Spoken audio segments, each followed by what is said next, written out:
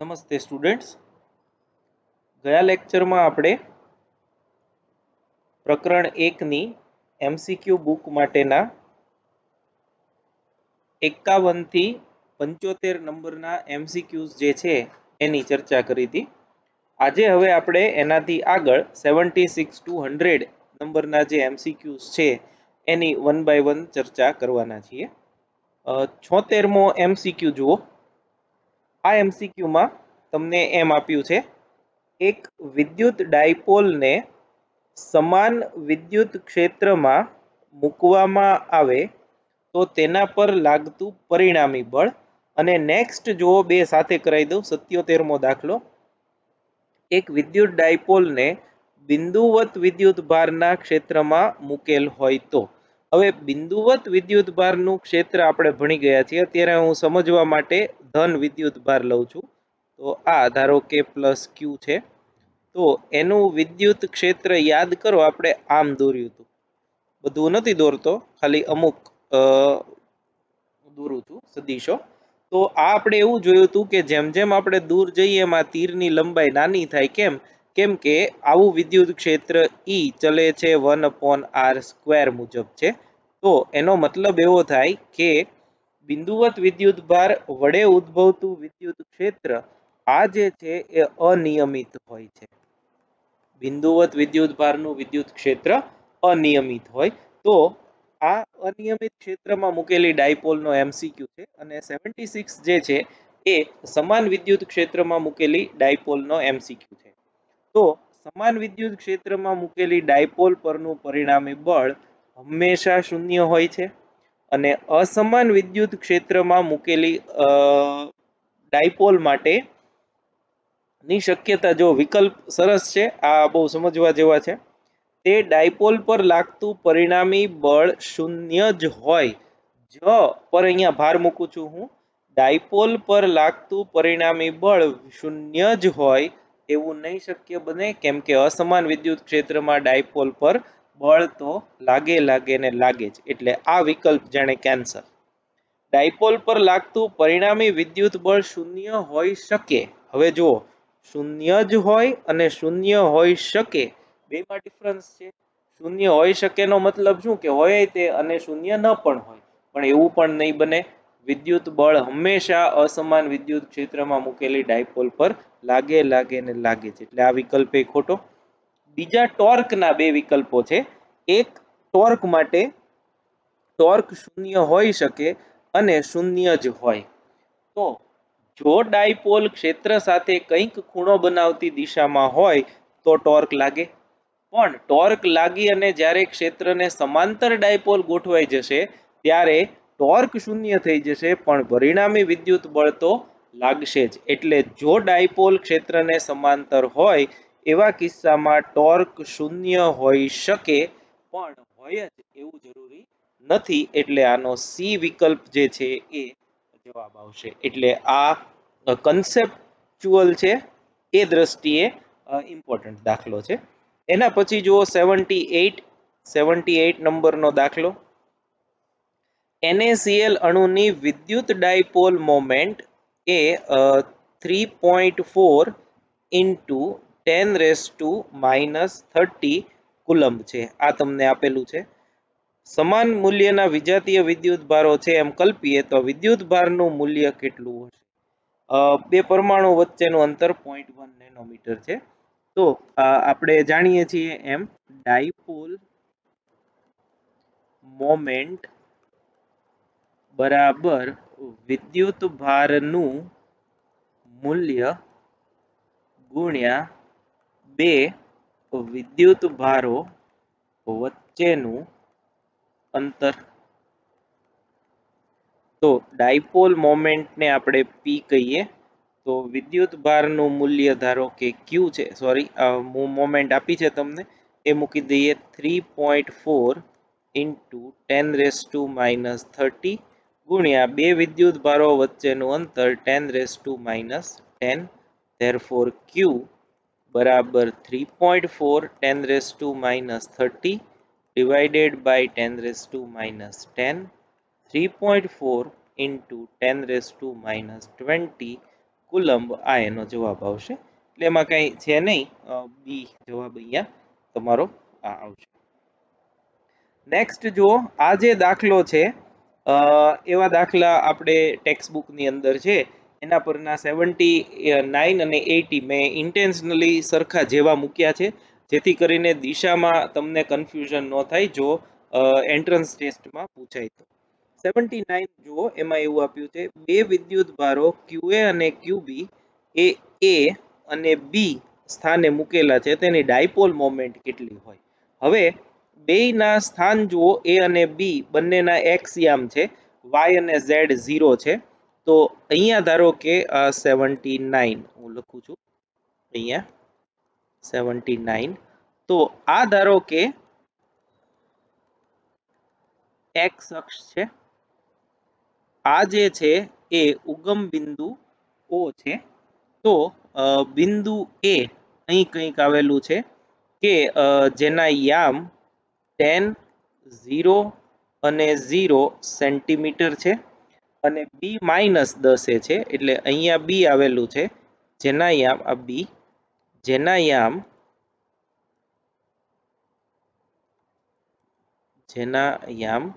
-10, 0, 0 centimetre એવા છે. તો આ તંત્રની ડાયપોલ મોમેન્ટ કેટલી હશે. હવે QA અહીં મૂક્યો છે, હવે એ હું અહીંયા બતાવું છું. QA બરાબર 5 × 10⁻⁻7 કુલમ અને QB બરાબર -5 × 10⁻⁻7 કુલમ. અને આપણે જાણીએ છીએ એમ ડાયપોલ મોમેન્ટ ઋણ વિદ્યુતભારથી ધન વિદ્યુતભાર તરફની દિશામાં એટલે કે આમ હશે. તો આ તંત્રની વિદ્યુત ડાયપોલ મોમેન્ટ P વેક્ટર બરાબર 2A × Q બરાબર 2A, જોજો બરાબર આ સદિશમાંથી આ સદિશ માઇનસ કરવાનો, અને એમ ન કરવું હોય તો સહેલી રીતે તમને કહું, આ અંતર 10, આ અંતર 10, એટલે આ અંતર કેટલું થયું 20 સેન્ટીમીટર. Q કેટલું છે, Q નું મૂલ્ય ખાલી 5 × 10⁻⁻7 કુલમ. અને તમે જોઈ શકો છો એમ દિશા આમ છે જે ધન x દિશામાં છે, એટલે એકમ સદિશ શું મૂકશું આપણે I કેપ. તો ખાલી મૂલ્યની ગણતરી કરી પછી દિશા લખો તોય વાંધો નથી, નહીતર 10 -10 એમ કરો તોય 20 જ થશે. આ થયું 0.2 × 5 × 10⁻⁻7 I કેપ કુલમ × મીટર, એટલે આ થશે 10⁻⁻7 I કેપ કુલમ × મીટર. આવા તંત્રની ડાયપોલ મોમેન્ટ થઈ. આ જે વિકલ્પો છે એમાં એ વિકલ્પ છે તમે ચેન્જ કરજો, 10⁻⁻7 I કેપ કુલમ × મીટર એવો એનો જવાબ છે. એ 79, 80 બંનેમાં એ ઓપ્શન છે એ ના જવાબમાં ભૂલ છે, એ તમે સુધારી નાખજો. 80મો દાખલો જે છે એ સેમ આવો છે, પણ તમે જોઈ શકો છો કે વિદ્યુત ભારોના સ્થાન બદલી નાખ્યા. A અને B એમનેમ જ છે, A અને B તમે જુઓ એમનેમ જ છે, પણ A પાસે માઇનસ વિદ્યુત ભાર મૂક્યો અને B પાસે પ્લસ મૂક્યો, એટલે અહીંયા માઇનસ અહીંયા પ્લસ હોય તો ડાયપોલ મોમેન્ટ આમ થશે, અને એવા સંજોગોમાં અહીંયા માઇનસ I કેપ આવશે. એટલે આ દાખલો જે છે એનો જવાબ આન્સર એ થશે -10⁻⁻7 I કેપ કુલમ × મીટર. આ દાખલાનો જવાબ થયો 80 નંબરના દાખલાનો. નેક્સ્ટ આપણે જો જોઈએ 81 નંબરનો ક્વેશ્ચન, તો એમાં જો ડાયપોલ મોમેન્ટ આપી છે, ડાયપોલ આપી છે અને ક્ષેત્ર સાથે અમુક ખૂણો બનાવતી દિશામાં મૂકી હોય તો ડાયપોલ પર લાગતું ટોર્ક શોધો.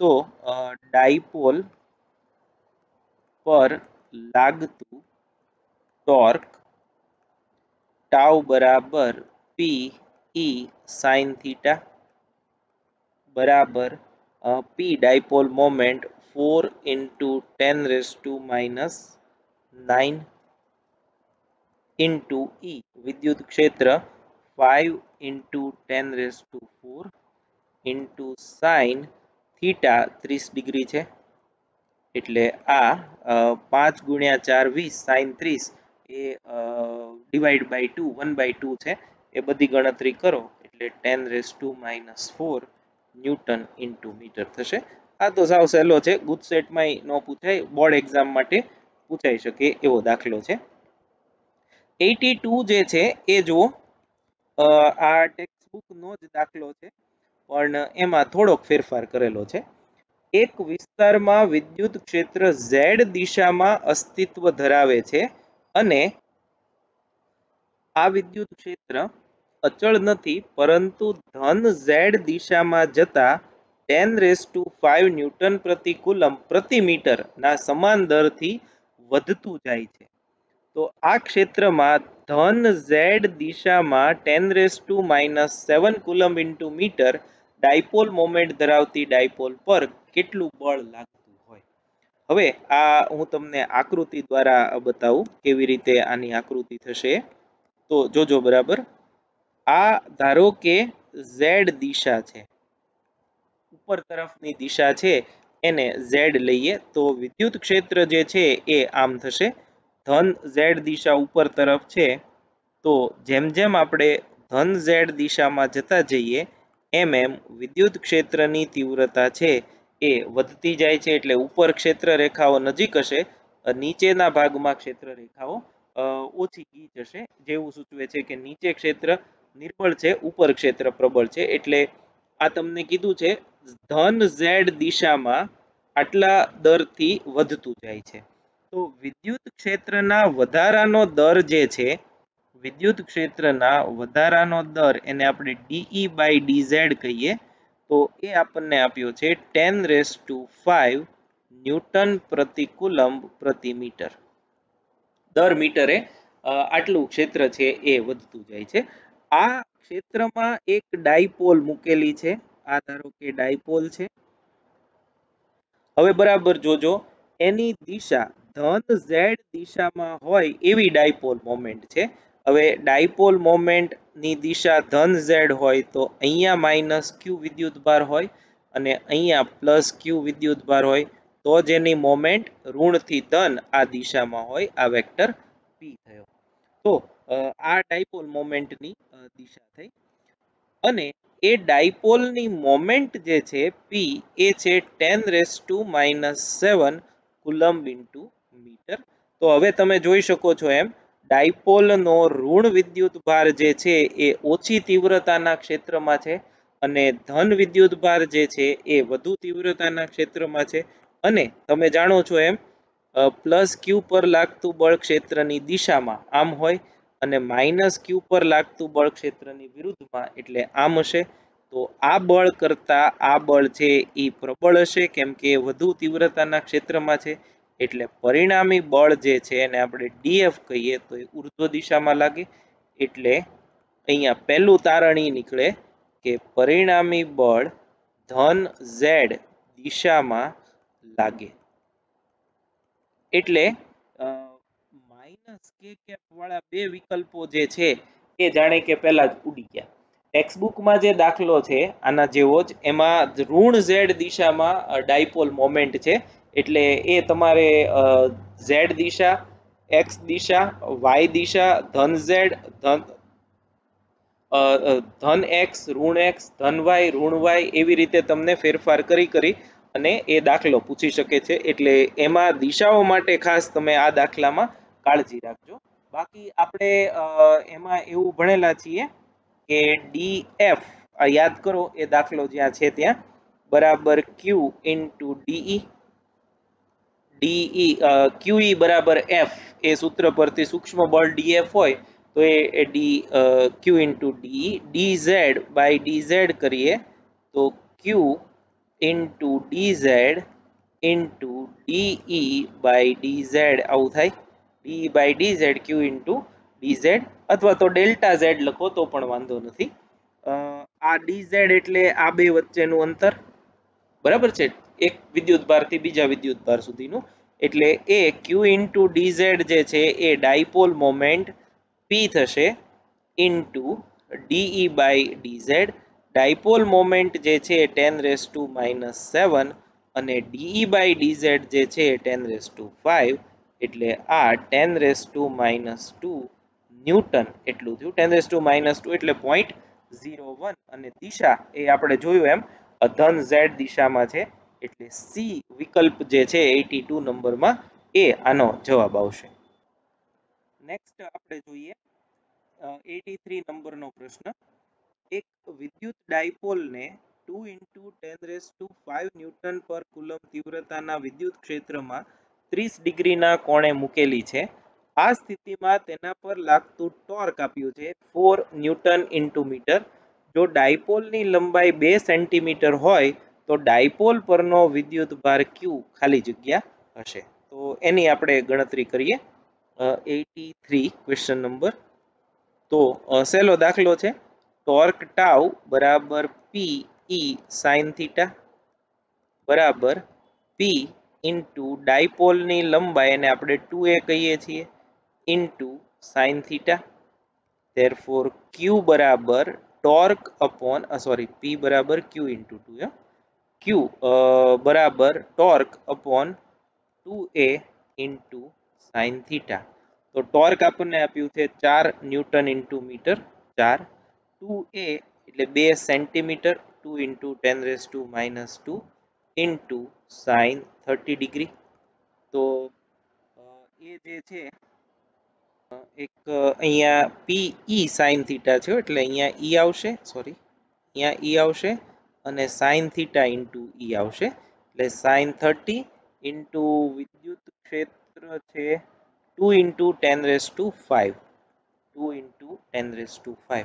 આની જો આપણે ગણતરી કરીએ સાઇન 30 અને 2 એ કેન્સલ થશે, 2 ઇન્ટુ 2 4 એટલે 2 ઇન્ટુ 10⁻³ કુલમ એટલે કે 2 મિલી કુલમ એવો જવાબ આવશે.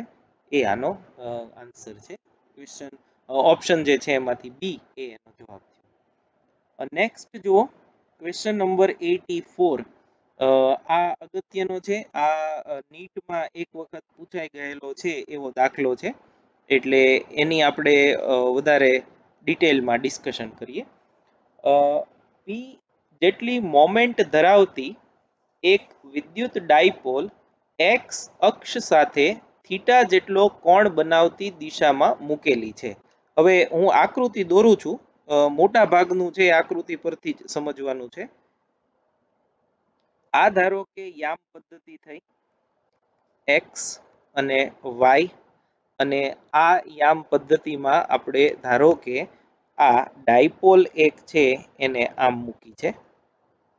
આ ડાયપોલ અહીંયા માઇનસ ક્યુ અહીંયા પ્લસ ક્યુ, તો આ એની ડાયપોલ મોમેન્ટ પી થઈ અને આ ખૂણો એક્સ અક્ષ સાથેનો કેટલો થયો થીટા થયો. જો એ ખૂણો થીટા હોય તો વાય અક્ષ સાથેનો કેટલો થશે 90 માઇનસ થીટા. હવે નેક્સ્ટ દિશામાં મૂકેલી છે. જ્યારે તેને E1 બરાબર EI કેપ, EI કેપ એટલે આ દિશામાં, આ EI કેપ બરાબર E1 વિદ્યુત ક્ષેત્ર થયું ક્યાં આગળ છે એક્સ દિશામાં, ત્યારે તેના પર લાગતું ટોર્ક ટાઉ1 બરાબર ટાઉ કે કેપ જેટલું છે. તો એ ટોર્ક જે છે એ ટાઉ1 જેટલું છે. અને જ્યારે તેને E2 બરાબર √3 EJ કેપ એટલે જોજો બરાબર √3 EJ કેપ એટલે આ દિશા થઈ, જે કેપ એટલે વાય દિશા, અને એનું મૂલ્ય E2 વેક્ટર બરાબર કેટલું છે √3 into E into J cap. ત્યારે તેના પર લાગતું ટોર્ક ટાઉ2 બરાબર માઇનસ ટાઉ1 છે. હવે તમે જુઓ ટાઉ2 બરાબર માઇનસ ટાઉ1 નો મતલબ એટલો એવો થાય, એટલે ક્વેશ્ચન એ છે કે તો થીટા કેટલો હોય, એનો મતલબ એવો થાય કે બંને ટોર્ક જે છે એના મૂલ્યો સમાન છે અને દિશા પરસ્પર વિરુદ્ધ છે. તો આપણે ગણતરી કરીએ ટોર્કની. તો આપણે જાણીએ છીએ ત્યાંથી જ શરૂઆત કરીએ. ટોર્ક ટાઉ બરાબર પીઈ સાઇન થીટા આ મૂલ્યમાં. તો પ્રથમ કિસ્સામાં એટલે ક્યારે? જ્યારે ડાયપોલને E1 વિદ્યુત ક્ષેત્રમાં મૂકી હોય એ કિસ્સામાં ટાઉ 1 એને આપણે ટોર્ક કહીએ. ટાઉ 1 બરાબર એ છે પી E1 ઇન્ટુ સાઇન થીટા બરાબર પી મૂલ્ય આપણે જોયું છે એમ E1 નું મૂલ્ય કેટલું છે? E જેટલું, એટલે પીઈ સાઇન થીટા. પરિણામ નંબર 1 કહીએ એને, અથવા તો પરિણામ નહીં કહો તોય ચાલશે, સીધી ગણતરી થશે. બીજા કિસ્સામાં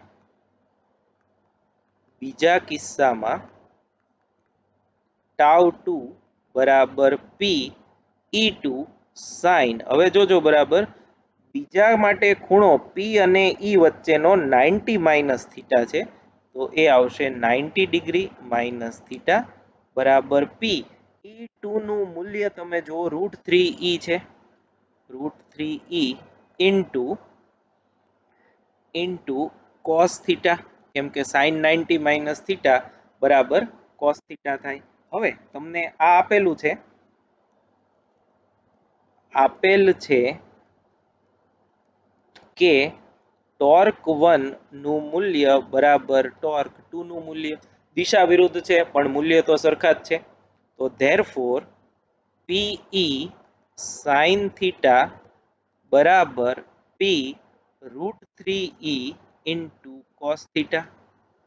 એટલે પીઈ બંને બાજુથી cancel, sine upon cos ten થશે, ટેન થીટા બરાબર √3, અને ટેન થીટા √3 હોય તો થીટા થશે 60 ડિગ્રી અથવા તો π/3.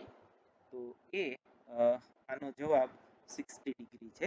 મટીરિયલ તમે જુઓ તો એમાં તમને આ દાખલો જે છે ગણીને આપેલો છે છેલ્લે, પણ અગત્યનો છે, ઇમ્પોર્ટન્ટ. આમાં તમે જો સીધી ગણતરી કરો તો તમને થોડીક તકલીફ પડે, પણ જો એક કે બે વાર રકમ શાંતિથી વાંચી યામ પદ્ધતિ લઈ અને ડાયપોલ એક વખત દોરી નાખો તો પછી E1 E2 ક્યાં છે ખબર પડે. અને મુખ્ય હિન્ટ આની એ છે કે વેક્ટર T2 બરાબર માઇનસ વેક્ટર T1, એટલે કે ટાઉ 1 અને ટાઉ 2 બંનેના મૂલ્યો સમાન છે, દિશાઓ પરસ્પર વિરુદ્ધ છે, એટલે મૂલ્ય બેના સરખાવી અને ટેન થીટા પરથી તમને ખૂણો મળી જશે. એટલે આ જે છે એ one of the important question. 85 question જુઓ. આ પણ જૂની આઈઆઈટી માં પૂછાઈ ગયેલો છે.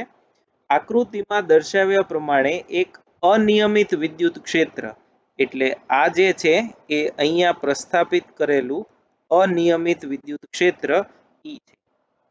આ બાજુ તમે જોવો છો એમ ક્ષેત્રની તીવ્રતા વધતી જાય છે, ડાબી બાજુથી જમણી બાજુ જઈએ તેમ પ્રસ્થાપિત કરેલ છે. પાણીનું એક બુંદ શિરોલંબ દિશામાં ગતિ કરતું હોય આ જ વિદ્યુત ક્ષેત્રમાં, તો બુંદનો પથ કેવો હોય? હવે જો પાણી જે છે એ ધ્રુવીય છે, આપણે એ જાણીએ છીએ કે પાણીનો અણુ જે છે એ ધ્રુવીય અણુ છે, એટલે કાયમી ડાયપોલ મોમેન્ટ ધરાવતો હોય એવો. એટલે જેવો એ અહીંયા દાખલ થાય એટલે એમાં વિદ્યુત ક્ષેત્રમાં બળ લાગે અને ડાયપોલ પ્રેરિત થાય, માઇનસ પ્લસ એમ કહીએ તો. અને આપણે એવું ભણી ગયા છીએ કે જો ડાયપોલ મોમેન્ટ પ્રેરિત થાય તો તે હંમેશા વધુ તીવ્રતા ઓછી તીવ્રતા વાળા ક્ષેત્રથી વધુ તીવ્રતા વાળા ક્ષેત્ર તરફ ગતિ કરે, કેમ કે પ્લસ ક્યુ પર લાગતું વિદ્યુતીય બળ છે એ મહત્તમ હોય, માઇનસ ક્યુ પર લાગતું વિદ્યુતીય બળ ઓછું હોય. એટલે જેમ આપણે અહીંયા જોયું હતું એ જ રીતે ડાયપોલ મોમેન્ટ પણ પાણીનું બુંદ એન્ટર થાય પછી એમાં મોમેન્ટ પ્રેરિત થાય છે, એટલે એ ક્ષેત્રની તીવ્રતા જે દિશામાં પ્રબળ હોય એ તરફ ગતિ કરશે. એટલે એ જવાબ જે છે પ્રબળ તીવ્રતા વાળા વિસ્તાર તરફ આવર્તન પામશે, એ આનો જવાબ થશે. એટલે આ પણ કન્સેપ્ચ્યુઅલ છે. આવા જેટલા કન્સેપ્ચ્યુઅલ પ્રોબ્લેમ છે એ બધા પ્રોબ્લેમ નીટ ની એક્ઝામ માટે ખૂબ અગત્યના. નેક્સ્ટ જો 86 થી લઈ અને 91 સુધીના પ્રશ્નો જે છે એ સાવ સહેલા છે.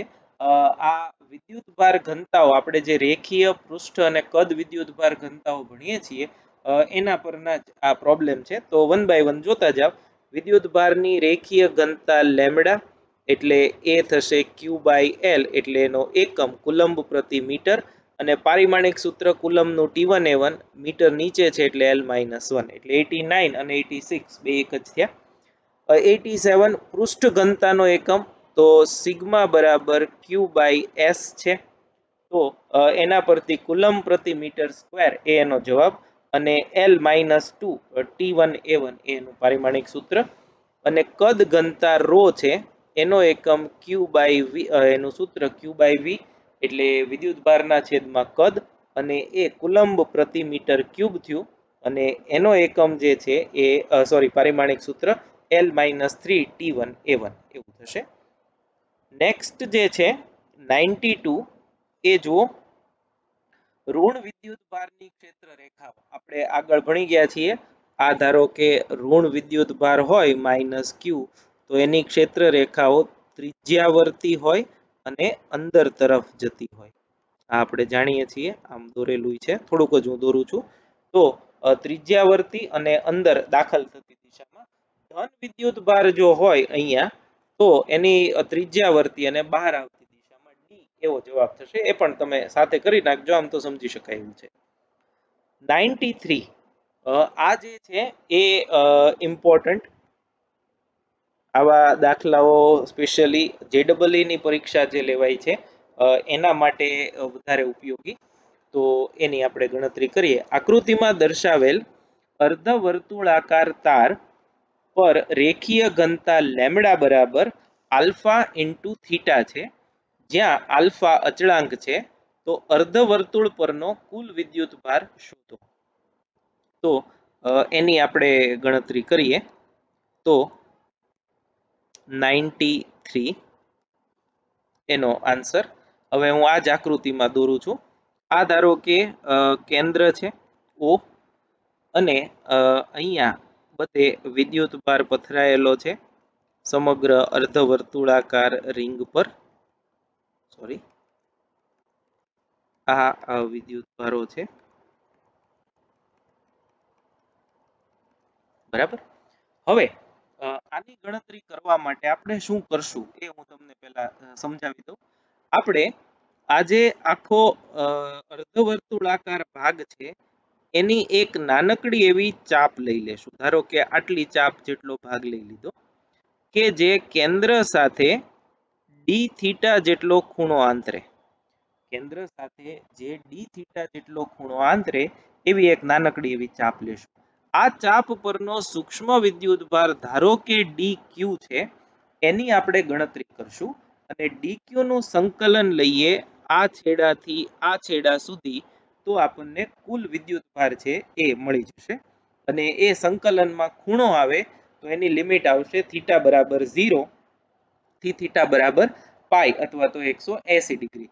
આ જ રીતે જો અર્ધવર્તુળના બદલે પા ભાગનું વર્તુળ હોય 1/4 જેટલું ચોથા ભાગનું તો 0 to પાઈ બાય 2 સંકલન આવે.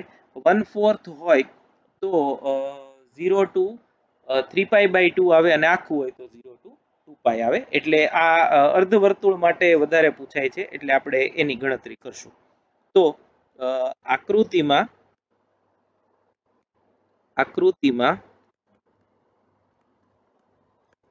દર્શાવ્યા મુજબ ધારો કે DL લંબાઈની ચાપ કેન્દ્ર પાસે ડી થીટા જેટલો કોણ આંતરે છે. આ ચાપની લંબાઈ DL બરાબર ચાપનું સૂત્ર તમે ભણી ગયા છો, ખૂણો બરાબર ચાપ ભાગ્યા ત્રિજ્યા. એના પરથી ચાપની લંબાઈ બરાબર ત્રિજ્યા ગુણ્યા ખૂણો એટલે R D થીટા જેટલો થાય. હવે વિદ્યુત ભાર ઘનતા લેમ્બડા બરાબર dq બાય dl પરથી dl બરાબર લેમ્બડા ઇન્ટુ dq બરાબર lambda into dl. therefore dq બરાબર લેમ્બડા આપણને આપ્યું છે alpha into theta into dl આપણે અહીંથી મૂકી શકીએ r ઇન્ટુ ડી થીટા. તો આને આપણે અચળાંકો સાથે લખીએ alpha R theta into D theta. તો આના પરથી સમગ્ર રિંગ પરનો સમગ્ર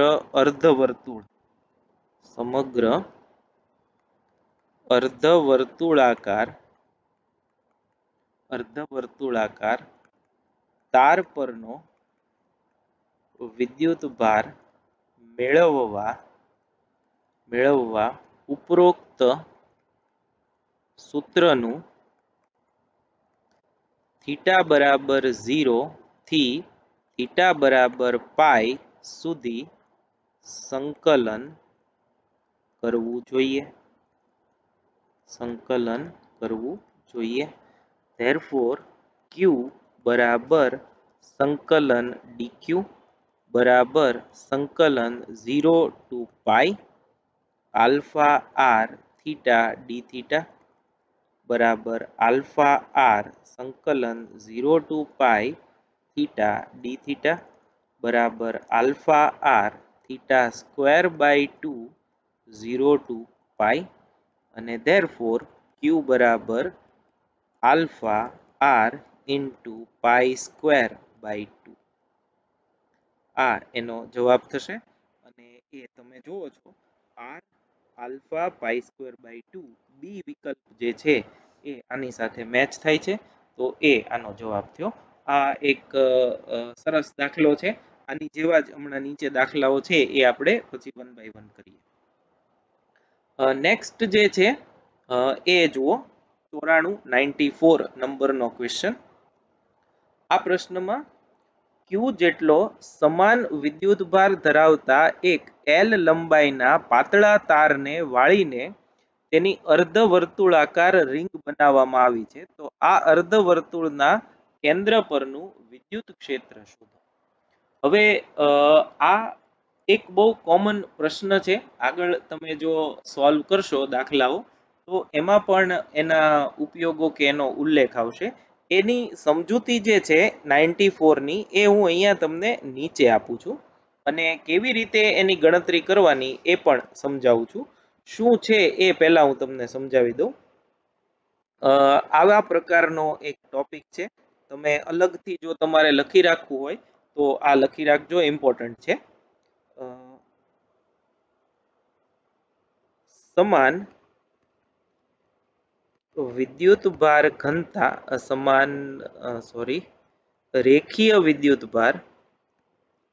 રેખીય વિદ્યુત ભાર ઘનતા ધરાવતી ચાપના કેન્દ્ર પાસે વિદ્યુત ક્ષેત્ર. તો ચાપ જે છે એને આપણે આ રીતે લેશું. આ y અક્ષ અને આ x અક્ષ છે, x અને y. ચાપ જે છે એ ધારો કે આમ છે, આટલી ચાપ છે. અત્યારે સહેલું પડે એટલા માટે મેં XY સમતલમાં આ ચાપ લીધેલી છે, બરાબર છે. અને એ ચાપે આંતરેલો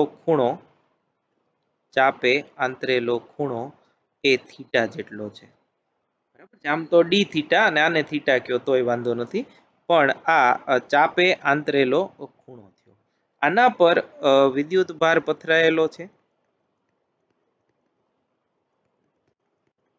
સમગ્ર ચાપ પર અને આમાં વિદ્યુત ભારની રેખીય ઘનતા બરાબર લેમ્બડા છે. અને આ ત્રિજ્યા જે છે એ r જેટલી છે।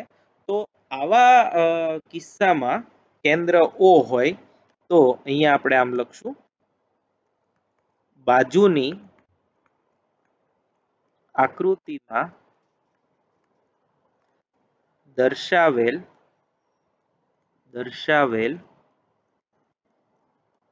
ચાપના કેન્દ્ર પર ઉદ્ભવતું વિદ્યુત ક્ષેત્ર E બરાબર k lambda by r into bracket minus sine theta I cap વત્તા cos theta minus 1 cos theta minus 1 into j cap. હવે આ સૂત્ર કેવી રીતે આવ્યું એની તમે ચિંતા નહીં કરતા, તમે કોઈ પણ સારી ફિઝિક્સની બુક જુઓ તો એની અંદરથી તમને આ મળી જશે। પણ અત્યારે આપણે એની સાબિતી કોઈ ટેક્સ્ટ બુકમાં છે નહીં। જૂની સેમેસ્ટર પદ્ધતિ જ્યારે હતી એ ટેક્સ્ટ બુકમાં એક ઉદાહરણના સ્વરૂપમાં આપ્યું હતું, પણ એ સંકલન કરીને સીધી ગણતરી છે, મેથેમેટિક્સ છે, એટલે એના કરતા તમે સૂત્ર છે યાદ રાખી લો એ વધુ સહેલું પડશે। સ્વાભાવિક છે આનું વિદ્યુત ક્ષેત્ર આમ કંઈક હશે, આ એક્સ વાય આ માઇનસ એક્સ માઇનસ વાય હોય તો આઈ માઇનસ અને જે પ્લસ એવી રીતે આ ક્ષેત્ર તમને મળશે। તો આ જે છે એ આનું જનરલ સૂત્ર છે, કોઈ પણ ખૂણા માટે તમને એ લાગુ પડશે। હવે ધારો કે આના આપણે જુદા જુદા કિસ્સાઓ લઈએ તો ચાપ આમ આપી હોય એક્સ વાય અને ચાપ જે છે એ આમ આપી છે, આમ છે એટલે અર્ધવર્તુળાકાર થયું। આના પર વિદ્યુત ભાર પથરાયેલો છે અને વિદ્યુત ભારની રેખીય ઘનતા લેમ્બડા જેટલી છે, તો આ ખૂણો π/2 થયો। તો આ કિસ્સા માટે વિદ્યુત ક્ષેત્ર E થશે k lambda by r into bracket minus sine 90 degree I cap વત્તા cos 90 degree minus 1 into J cap બરાબર k lambda r by minus sine 91 થાય એટલે માઇનસ I કેપ વત્તા cos 90 0 અને માઇનસ 1 એટલે આ માઇનસ પ્લસ માઇનસ 1 એટલે જે કેપ બરાબર। એટલે આ તમને ક્યાં મળશે, માઇનસ I કેપ આમ માઇનસ જે કેપ આમ, એટલે પરિણામી ક્ષેત્ર છે અહીંયા કંઈક મળશે અને આનું મૂલ્ય E વેક્ટર નું મોડ બરાબર આનું મૂલ્ય -1 નો વર્ગ વત્તા -1 ના વર્ગનું વર્ગમૂળ, તો એ થશે √2 k લેમ્બડા બાય r અને દિશા -x -y સમતલમાં ઋણ x અક્ષ સાથે 45 ડિગ્રી કોણ બનાવતી દિશામાં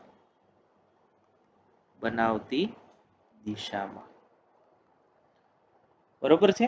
તો આ જે છે આમાં તમે આ તો મેં જસ્ટ એક એક્ઝામ્પલ આપ્યું, આ પણ MCQ માં કદાચ આપણે આગળના પ્રશ્નોમાં ક્યાંક આવે તો, અને જો ન આવે તો આ એક એક્સ્ટ્રા તરીકે તમારે કરવાનું છે।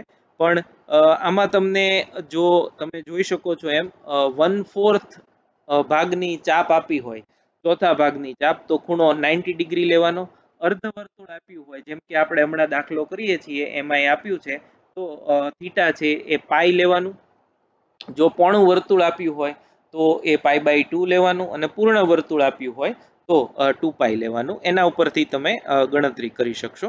તો આ સૂત્ર જે છે આ સૂત્ર ઇમ્પોર્ટન્ટ અને એ તમારે ખાસ યાદ રાખવાનું છે।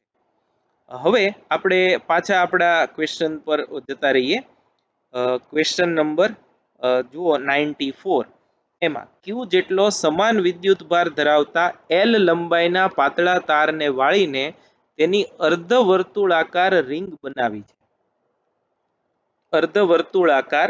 બનાવી છે, તો એના કેન્દ્ર પરનું વિદ્યુત ક્ષેત્ર, તો આ અર્ધવર્તુળાકાર માટેનો આ દાખલો થયો।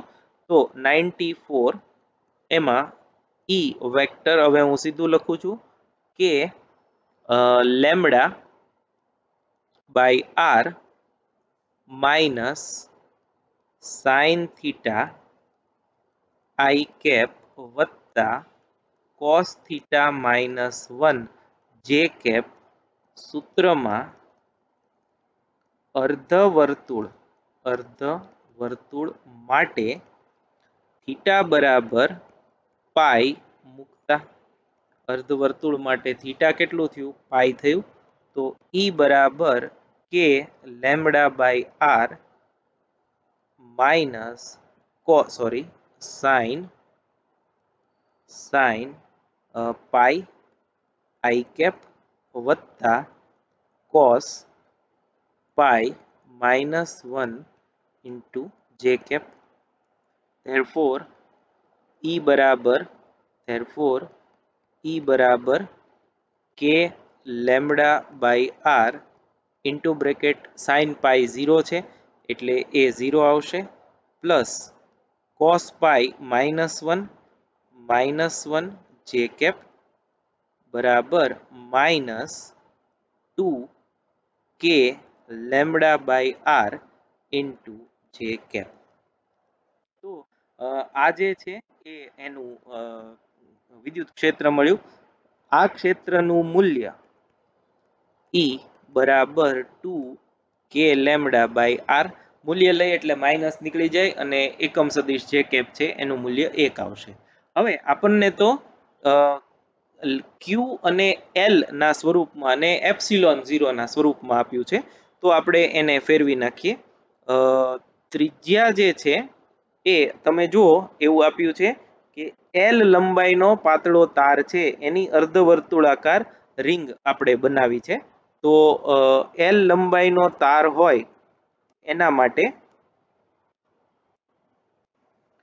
તો જુઓ આ એલ લંબાઈનો તાર છે અને એની પછી આને આપણે કન્વર્ટ કરીએ છીએ અર્ધવર્તુળાકાર ચાપમાં અને એની ત્રિજ્યા ધારો કે આર જેટલી છે તો આપણે જાણીએ છીએ એમ એલ લંબાઈ જે છે એ પાઈ આર જેટલી થશે તો આર જે છે એ એલ અપોન પાઈ થાય આના પરનો કુલ વિદ્યુત ભાર આપણને આપ્યો છે એલ લંબાઈ પરનો કુલ વિદ્યુત ભાર છે એ ક્યુ જેટલો છે તો લેમ્બડા જે છે એ ક્યુ બાય એલ થશે તો આ બંને કિંમતો છે અને કેની કિંમત એ આમાં મૂકી દઈએ તો આન્સર આપણો આવો થશે therefore E બરાબર 2 ઇન્ટુ કે એટલે 1/4 pi epsilon 0 into lambda by R lambda જે છે એ ક્યુ બાય એલ થશે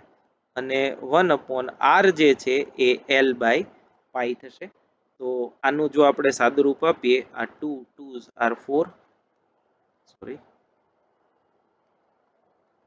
અહીંયા 2 આવશે પાઈ અને પાઈ કેન્સલ થશે એલ અને એલ સ્ક્વેર થશે એટલે અંશમાં આવશે ક્યુ અપોન છેદમાં અહીંયા 2 વધ્યું અહીંયા એપ્સિલોન 0 અને એલ ઇન્ટુ એલ સ્ક્વેર એટલે ક્યુ અપોન 2 એપ્સિલોન 0 એલ સ્ક્વેર એ એનો જવાબ છે એટલે ક્યુ અપોન 2 એપ્સિલોન 0 એલ સ્ક્વેર વિકલ્પો જે આપ્યા છે એમાંનો એ વિકલ્પ જે છે એ આનો જવાબ થશે એટલે મુખ્ય સૂત્ર તમારે જે છે એ આ યાદ રાખવાનું છે એમાં જે તમને શેપ આપ્યો હોય અર્ધવર્તુળ કે બીજા કોઈ શેપ 60 ડિગ્રી 30 ડિગ્રી એવું પણ આપી શકે ખૂણો જે આંતરાતો હોય કેન્દ્ર પાસે અને એના પરથી તમને એનો જવાબ મળી જશે 95 નંબરનો પ્રશ્ન જુઓ એક ક્ષેત્રફળ ખંડ ડીએસ 10 જે કેપને વિદ્યુત ક્ષેત્રમાં મૂકેલ છે તો આમાંથી બહાર આવતું ફ્લક્સ હું અહીંયા જ ગણતરી કરી નાખું છું આ તો તમને આવડે એવો છે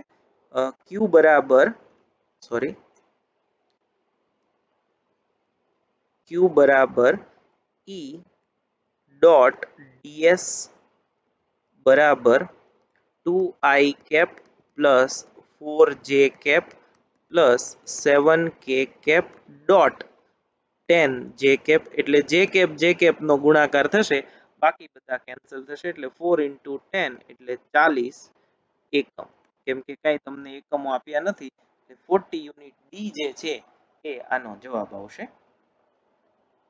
96 જે છે એ જો એક અર્ધવર્તુળાકાર રિંગ પરનો વિદ્યુતભાર 0.7 નેનોકુલમ તથા તેની ત્રિજ્યા જે છે એ 20 સેન્ટીમીટર છે, તો અર્ધવર્તુળાકાર રિંગના કેન્દ્ર પરનું વિદ્યુત ક્ષેત્ર કેટલું થાય? તો આપણી પાસે હવે આ સૂત્ર છે એનો આપણે સીધો ઉપયોગ કરીએ. 96 નંબરનો ક્વેશ્ચન અહીંયા હું લખું છું. 96 તો ઈ વિદ્યુત ક્ષેત્રનું સૂત્ર આપણે મેળવી લીધું છે, Q/2 એપ્સિલોન 0 L સ્ક્વેર બરાબર Q.7 into 10⁻⁹ નેનોકુલમ છે એટલે 2. એપ્સિલોન 0 એ થશે 8.85 into 10⁻12. હવે તમને L નથી આપ્યું પણ ત્રિજ્યા આપી છે, તો ત્રિજ્યા ઉપરથી તમે સોરી L બરાબર પાઈ આર એવું તમે લખી શકો. તો પાઈ બરાબર આ L જે છે એની બદલે આપણે પાઈ આર લખી શકીએ. તો 3.14 ઇન્ટુ આર આપ્યું છે 20 સેન્ટીમીટર એટલે 0.2 એનો વર્ગ, અને આ તમે જો ગણતરી કરો બધું તો એ 100 ન્યૂટન પ્રતિ કુલમ્બ આવશે. આની ગણતરી તમે પછી કરી જોજો. જવાબ જે અહીંયા આપ્યા છે એમાં પહેલો વિકલ્પને 100 કરી નાખજો, એટલે અહીંયા એક કરેક્શન છે. 96 નંબરના પ્રશ્નમાં 10 ની બદલે 100 એવો જવાબ આવશે, એક એ સુધારો કરી નાખજો. બાકી જે 94 નંબરનો પ્રશ્ન છે એમાં જ તમારે ડેટા મૂકી અને ગણતરી કરવાની છે.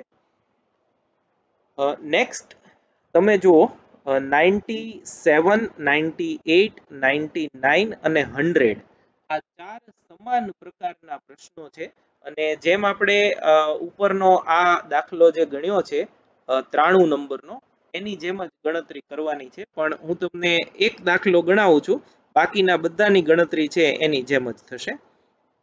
તમને અમુક ત્રિજ્યા, આ બધામાં એ ત્રિજ્યા લીધી છે, તમને આર ત્રિજ્યા એવું મેજોરિટી આપે છે. વર્તુળના પરિઘ પર રેખીય વિદ્યુતભાર ઘનતા λ0 cos θ, બીજામાં λ0 sin θ, ત્રીજામાં λ0 cos સ્ક્વેર θ, ચોથામાં λ0 sin સ્ક્વેર θ. આ ચાર લેમ્ડાના શક્ય મૂલ્યો છે હોય તો તેના પરનો કુલ વિદ્યુતભાર કેટલો હશે? એટલે એક વર્તુળ પર લેમ્ડા આપ્યું છે, sin cos sin square cos square અને એની સાથે કંઈક અચળાંક ગુણાયેલો છે સ્વરૂપમાં, અને તમારે વર્તુળ પરનો વિદ્યુતભાર કુલ કેટલો છે એ મેળવવાનો છે. તો એક ગણતરી લેમ્ડા માટે હું તમને દર્શાવું છું, અને બાકીની જે છે એ તમારે પછી આના પરથી જ કરી નાખવાની છે. તો અહીંયા લખો, આ પણ એક દાખલો જ છે એટલે એને દાખલાની જેમ જ સમજજો. આ ધારો કે અહીંથી હું એક વર્તુળ ઉપાડી લઉં. આ ધારો કે એક વર્તુળ છે અને આ વર્તુળ માટે એના પર વિદ્યુતભાર જે છે એ પથરાયેલો છે, અને વિદ્યુતભારની ઘનતા લેમ્ડા બરાબર λ0 cos સ્ક્વેર θ અથવા λ0 sin સ્ક્વેર θ અથવા λ0 cos θ અથવા λ0 sin θ વડે અપાય છે. તો આના પરનો કુલ વિદ્યુતભાર સર્કલ પરનો, રિંગ પરનો કેટલો એ ગોતવાનું છે.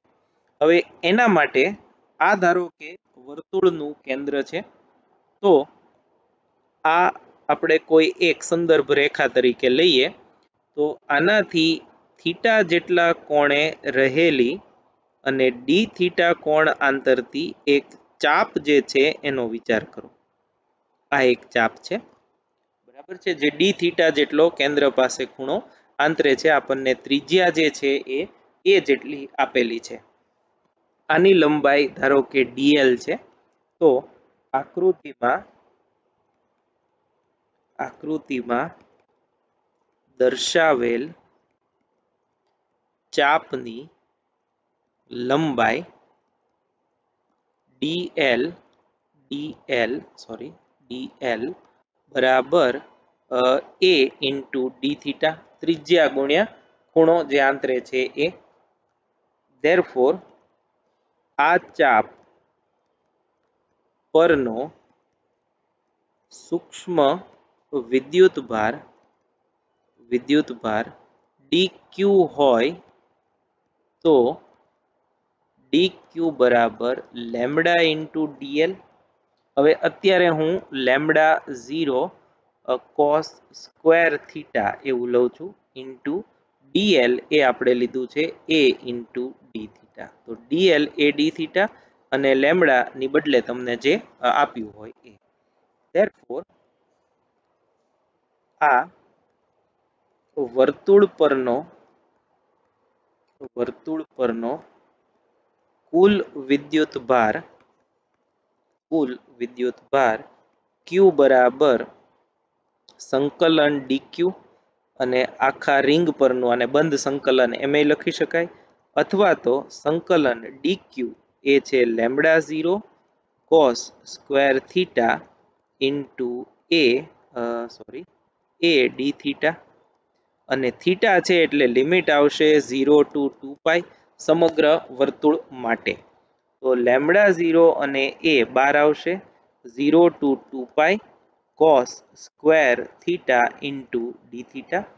હવે આમાં આપણે જાજુ મેથેમેટિક્સમાં નહીં પડીએ, પણ કોસ સ્ક્વેર કે સાઇન સ્ક્વેર હોય તો એનું સંકલન જે છે એ પાઈ જેટલું આવશે. આમાં આદેશ લઈ અને તમારે ગણતરી કરવાની હોય છે, અથવા તો cos 2 થીટા બરાબર 1 માઇનસ 2 cos સ્ક્વેર થીટા એના પરથી તમે ગણતરી કરો તો પણ થઈ જશે, પણ આનો જવાબ જે છે એ પાઈ આવશે, એ તમે યાદ રાખી લેજો. તો આ જે છે એ થશે lambda into a into pi.